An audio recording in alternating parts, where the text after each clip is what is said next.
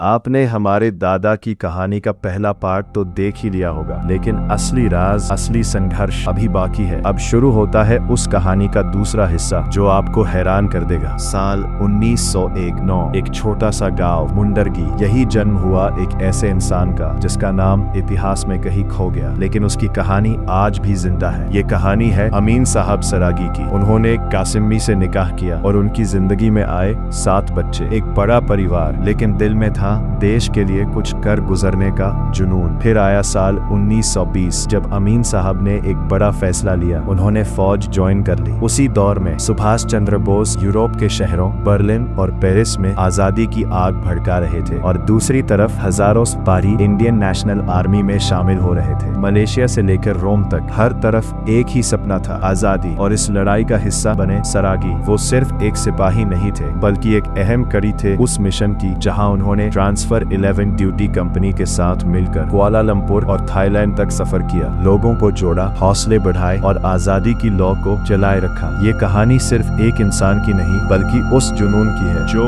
हर हिंदुस्तानी के दिल में जलता था। नाम भले ही किताबों में न लिखा गया हो, लेकिन ऐसे ही लोगों ने आजादी की नींव रखी थी। साल 1944 नीरजलागी और दिवाली की रैली, जहां अंग्रेजों की गोलियों ने बेगुनाहों की जान ले ली, लेकिन उस दिन कुछ सिपाहियों ने डरने के बजाय आवाज उठाई। ये थे आईएनए के वो बहादुर सैनिक जिन्होंने अन्याय के खिलाफ बगावत की। अंग्रेज हुकूमत ने उन्हें गद्दार ठहराया, जेलों में डाल दिया गया और कुछ को तो फांसी की सजा भी सुना दी गई। कुल 17 जिंदगियां एक झटके में खत्म कर दी गईं। लेकिन कहानी यहीं खत्म नहीं हुई। जब इंसाफ की लड़ाई अदालत तक पहुंची तो देश के बड़े बड़े वकील खड़े हो गए। जवाहरलाल नेहरू, भूला भाई देसाई और कई महान हस्तियां, सबने मिलकर कर दिया। उनकी सजाएं कम की गई और कईयों को रिहा कर दिया गया। इन्हीं बहादुरों में एक नाम था सरागी। साल 1946 में वो आजाद होकर वापस लौटे अपने गांव मुंडरगी, लेकिन अब वो सिर्फ एक सिपाही नहीं थे, बल्कि अनुशासन की मिसाल बन चुके थे। देश के लिए जो जज्बा था वही उनके परिवार में भी साफ दिखाई देता था। उन्होंने कभी झूठ और दिखावे का साथ नहीं दिया, सिर्फ सच्चाई और उसूलों पर जिए। रिटायरमेंट के बाद उनकी पहचान थी एक सादा जीवन, सफेद शर्ट और पायजामा, लेकिन जब वो फौज में थे तो वही शख्स वर्दी में एक अलग ही कहानी बयां करता था। कुछ लोग इतिहास में नाम छोड़ जाते हैं और कुछ लोग इतिहास बना जाते हैं। सरागी उन्हीं में से एक थे। जिंदगी के आखिरी दिनों में भी अमीन सरागी सिर्फ एक नाम नहीं थे, बल्कि एक जिम्मेदारी थे। रिटायरमेंट के बाद भी उन्होंने अपने परिवार, अपने देश और अपने उसूलों को कभी नहीं छोड़ा। फौज की जिंदगी ने उन्हें सिखाया था हर हाल में मजबूत रहना, मुश्किलों से लड़ना और कभी हार न मानना। वो उन सैनिकों में से थे जो अपने जज्बात खुलकर नहीं दिखाते, लेकिन इसका मतलब ये नहीं कि वो महसूस नहीं करते। असल में उन्हें सिखाया जाता है खामोशी में भी मजबूत रहना, हर दर्द को सहकर भी मुस्कुराना। उनके दिल में देश के लिए जो प्यार था वो उम्र भर कम नहीं हुआ और उनकी जिंदगी का तरीका हमेशा सादा और साफ रहा। ना कोई दिखावा, ना कोई फालतू जटिलताएं, बस एक सीधी, सच्ची और इज्जतदार जिंदगी। कुछ लोग चले जाते हैं, लेकिन उनके उसूल, उनकी सोच हमेशा जिंदा रहती है। अमीन सरागी एक नाम नहीं, एक विरासत है। साल 2007 106 साल की उम्र में एक महान कहानी ने आखिरी सांस ली। अमीन सरागी इस दुनिया से चले गए, लेकिन किस्मत देखिए, उनके जाने के सिर्फ 1 साल बाद मैं इस दुनिया में आया। जैसे उनकी कहानी खत्म नहीं हुई, बल्कि मुझ में आगे बढ़ी, क्योंकि असली हीरो कभी मरते नहीं, वो गायब नहीं होते, बल्कि जिंदा रहते हैं अपने उसूलों में, अपनी सोच में और आने वाली पीढ़ियों में। उनकी बहादुरी आज भी हर बहादुर दिल में गूंजती है। उनका अनुशासन आज भी हमें रास्ता दिखाता है। उन्होंने जो कुर्बानियां दी वो आज भी हमारी शांति की रक्षा कर रही हैं और उनकी विरासत एक नई पीढ़ी को आगे बढ़ने की हिम्मत देती है। हम आज जो है वो उनकी वजह से है और उनकी कहानी अब हमारे जरिए जिंदा है। वो सिर्फ एक फौजी नहीं थे, बल्कि अपने गांव के रखवाले भी थे। उस वक्त हमारे गांव में पानी की भारी कमी थी, लोग बूंद बूंद के लिए तरसते थे। तब अमीन साहब सरागी ने एक ऐसा फैसला लिया जो हर किसी के बस की बात नहीं थी। उन्होंने अपनी ही जमीन दे दी ताकि वहाँ पानी की सप्लाई बनाई जा सके, अपने लिए नहीं,